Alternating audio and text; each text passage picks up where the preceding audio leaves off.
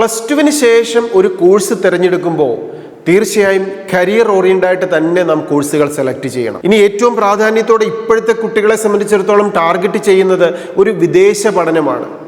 നമുക്ക് +2 ശേഷം വിദേശത്താണോ പഠിക്കേണ്ടത്, ഇന്ത്യയിലാണോ പഠിക്കേണ്ടത്, ഇന്ത്യയിൽ തന്നെ നമ്മുടെ കേരളത്തിലാണോ പഠിക്കേണ്ടത്?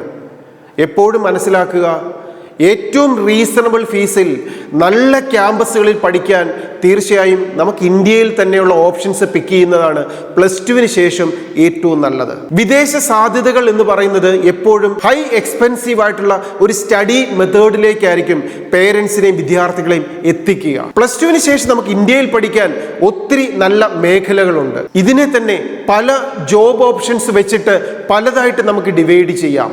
ഏറ്റവും ജോലി സാധ്യതയുള്ള, ഏറ്റവും കരിയർ ഓപ്ഷൻസ് നൽകുന്ന 3 മേഖലകൾ നമുക്കൊന്ന് നോക്കാം.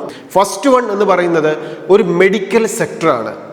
മെഡിക്കൽ സെക്ടറിൽ നമുക്കറിയാം MBBSും BDSും BAMSും ഹോമിയോയും ആയുർവേദവും വെറ്റിനറിയും BSc നഴ്സിംഗും ബാച്ചിലർ ഓഫ് ഫിസിയോതെറാപ്പിയും BPharm കോഴ്സുകളും ഇനി അലൈഡ് സെക്ടറിലെ ധാരാളം കോഴ്സുകളും ഒക്കെ ചേർന്നിട്ടുള്ള മെഡിക്കൽ സെക്ടറിലെ ഒരു കോഴ്സ് സീരീസ് തന്നെ.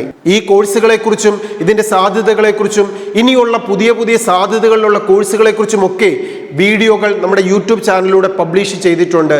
ഏറ്റവും മികച്ച മെഡിക്കൽ പ്രൊഫഷനിലെ അലൈഡ് സെക്ടറിലെ പ്രൊഫഷണൽ കോഴ്സുകൾ ഏതൊക്കെ എന്നൊക്കെ ഇതൊക്കെ മനസ്സിലാക്കിക്കൊണ്ട് നാം കോഴ്സുകൾ പിക്ക് ചെയ്യുക. ഇനി രണ്ടാമതായിട്ട് നമുക്ക് ടാർഗറ്റ് ചെയ്യാൻ പറ്റുന്ന ഒരു സെക്ഷനാണ് BTech സ്ട്രീമുകൾ. BTech സ്ട്രീമുകളിൽ പല രീതിയിലുള്ള കോഴ്സുകളുണ്ട്. ഏവിയേഷൻ മേഖലയിലെ കോഴ്സുകളുണ്ട്, മറൈൻ മേഖലയിലെ കോഴ്സുകളുണ്ട്, കോർ കോഴ്സുകളായ BTech സ്ട്രീമുകളുണ്ട്, ന്യൂ ജനറേഷൻ BTech കോഴ്സുകളുണ്ട്.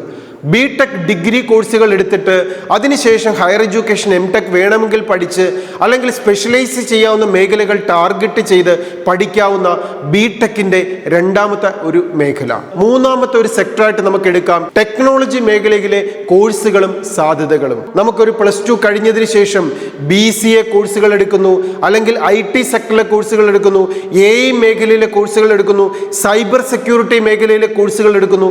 ഈ മേഖലയിൽ തന്നെ ടെക്നോളജി സെക്ടറിലെ വിവിധ കോഴ്സുകളെ കുറിച്ചുള്ള വിശദമായ വീഡിയോ ആൽഫ അക്കാഡമിയുടെ യൂട്യൂബ് ചാനലിൽ പബ്ലിഷ് ചെയ്തിട്ടുണ്ട്. ഏറ്റവും മികച്ച ഒരു പ്രൊഫഷനിലേക്ക് കോഴ്സ് പഠിക്കുന്ന സമയത്ത് തന്നെ നമുക്ക് പ്ലേസ്മെന്റ് വാങ്ങി എത്തിച്ചേരാനും ഏറ്റവും മികച്ച പ്രൊഫഷൻ നമുക്ക് എൻജോയ് ചെയ്യാനും സാധിക്കും. Study well, enjoy your future. All the best.